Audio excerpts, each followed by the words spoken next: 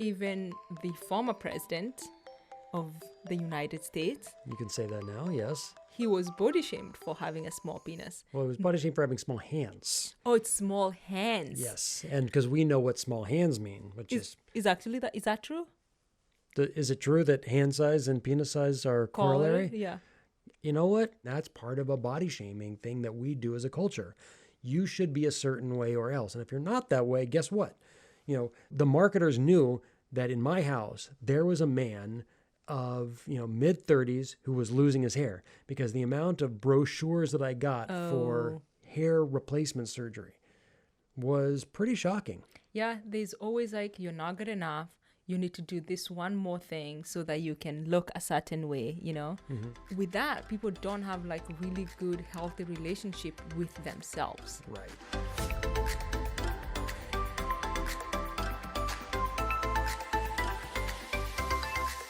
Welcome back to the Interracial Couple podcast. And this week we're talking about body shaming of men, body shaming of women, and how the shaming around all of that, it can very often be a reflection of how we feel about ourselves or social norms, quite frankly.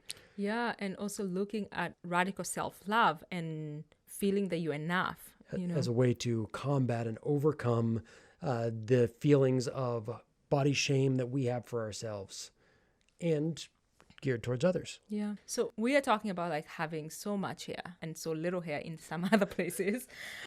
But there's also another thing where I've noticed when you're not sure if it's a boy or a girl, and some like kids are ambiguous, where it's like, if a boy looks like a girl, it's like, they look like a girl, if they have hair. And I'm just kind of thinking like, for men, is like, you need to look like a man. And for those men who actually look like women, it's really difficult if you're, especially like, let's say like you're not a kid anymore and you're in your 20s and you're skinny. There's just like, you're skinny and you don't necessarily like are not buff, because we think of like men looking a certain way. Do you think that is also some form of body shaming? Well, it could be. I mean, I think when you can also have to differentiate a bit sort of body shaming and cultural norms, and neither of them are necessarily helpful. I mean, there's a lot of cultural norms that just don't benefit us anymore. The way we've stratified a man is this and a woman is that. Like, that may have served society at one point. In fact, I believe it did serve society at one point. The fact that you and I have to decide who's going to make dinner, we had to figure out a system, right? We had certain challenges around how money is brought in, who makes money, how dinner is cooked, all these things. Boy, I'm telling you, when life was real, when survival was difficult, if you were like in this country as a settler 300 years ago, survival was really, really hard. So therefore, to figure out who's making dinner tonight, we don't have time for that. That was right? not you the make top dinner, of agenda. right? You make dinner, and I'm going to make sure that I will kill the bear if it comes by. Right? That's nice and simple. We don't need that anymore. Survival is not hard anymore. So therefore, those old modalities are no longer really beneficial to us. But there are areas where we see the old gender norms conflate with what does it mean to be a man? What does it mean to be a woman? What are you supposed to look like?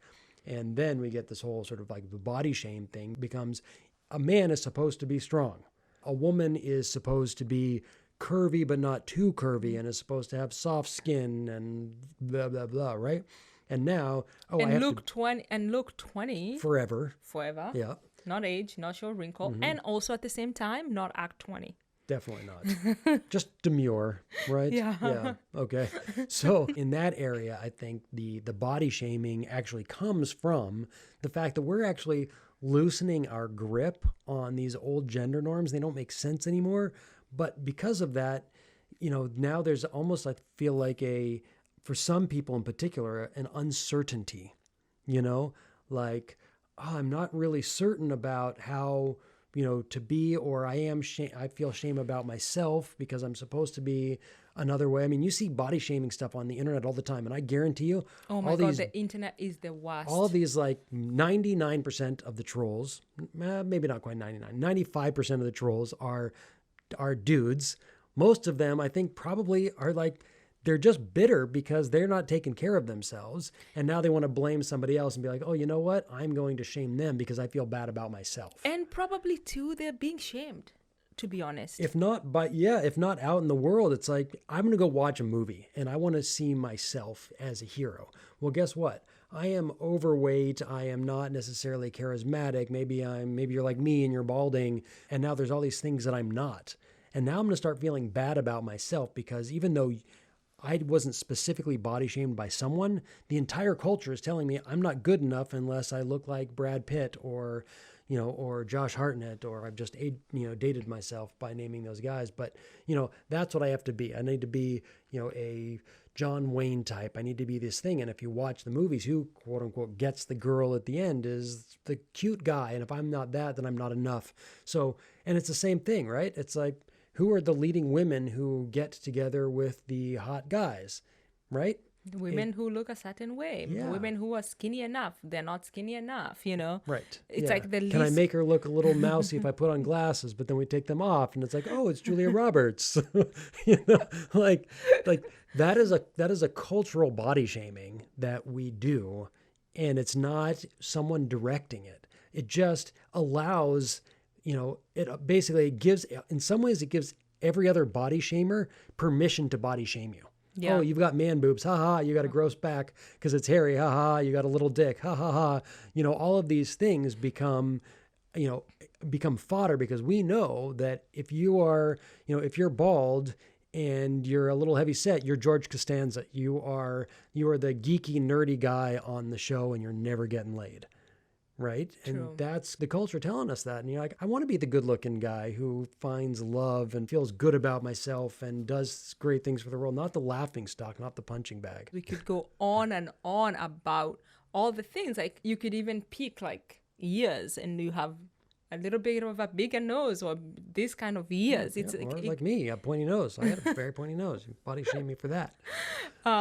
But I also think like another one, like I'm thinking that, I don't know if men get body shame, is stretch marks and cellulite. Cellulite? Cellulite. Yeah. I remember the first time I saw my cellulite, I was just turned 30, and I had shorts on. It was in the summer, and I sat down and I was like, oh my God, what just happened to my thighs? You went from being a girl to a woman. That's what happened. I know. I was like, but that was not my first thing. I was like, oh my God, what can I do to get rid of those? Right. You know, because they felt like they shouldn't be there.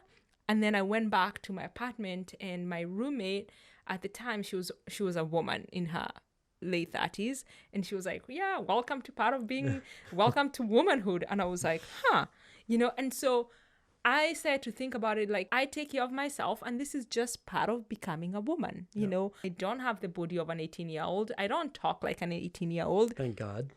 and it's okay, and it's like really like being comfortable with like the woman that I'm becoming, and so for me, one of those things, and I know today we're talking about men body shaming, but for my experience is like, one of the things that I started doing was like, when people ask about my age, I'm really okay telling people how old I am. I don't buy into this bullshit like women don't reveal their age. Like, what's there not to reveal? Like, I am 35 years old, and being 35 means like I look a certain way, and I am growing and I'm changing, and at some point I'm going to have wrinkles, and it's okay, like. And I think that's actually one of the things that, that because the culture is telling us one thing, then you have these ideas like radical self-love, right? Or building your self-esteem, and how to build self-esteem, how to, truly love yourself. These are all things that in some ways sometimes can sound a little bit silly to me, but they sound so cliche, but at the same, like, it's a kind of a funny, weird example. But if you go so far to one side, like, you have to bend things back, and you need pressure to bend it back. And so therefore, it's like, if we have a culture that says you're not good enough unless, and then there's this body shame, then the other side is like getting to the point where I am enough, I am sufficient as I am, actually takes concepts like radical self-love, like building self-esteem, like whatever these other sort of methodologies are, in order to sort of bend back the nail back to straight, because the rest of the stuff is just pulling it down on the other side. Yeah, and when you also think about like building self-esteem, it also means like you have to do something to build your self-esteem. Right. You have to do something to build self-confidence, you know? Like self-confidence comes as a way, like it's developed by repeating doing something, you know? So when you're saying like to yourself, like, I'm enough, like that's it. There's nothing to do. It's just like, I'm enough. And then you can go from there. Right. You know, so I guess like for me, it's like when sometimes I hear like, oh, radical self-love, I'm like, where do you start? Yeah, You know? Yeah, exactly. I think that is this piece of like, and how do you discover that? Because that's not just going to come naturally. You're not going to read a book and figure it out. It's going to actually be a process, because our world has been kind of designed to make you feel not enough, so that way you go buy more things. And now it's actually a matter of, you know, they've been working on you since you were a kid, and now on the other side, right, it's now we actually have to really invest our time into shifting that for ourselves, and then also really how we speak around others in these pieces of like our own vernacular and the way we speak that are perfectly okay. And we have to really examine that stuff too. How do we speak about others? How do we speak about other people's bodies? You know, we actually have to be radically, radical other love too. You know, we can show ourselves radical self-love by radically accepting others as they are, right? Rather than being like, I'm going to put you down about the way you look because I probably don't feel that great about the way I look. Yeah, and you see that everywhere, you know, especially like now that we spend so much time on social media and we're spending so much in quarantine, it's just like there is so much hatred. And the hate comes on like something that you said, something that how you look. And I'm just like, why are you attacking someone else on how they look? Like God created them the way they look. There's like really nothing they can do. Yep, this is who we are. That is the face that the creator gave them, whoever, like, you know.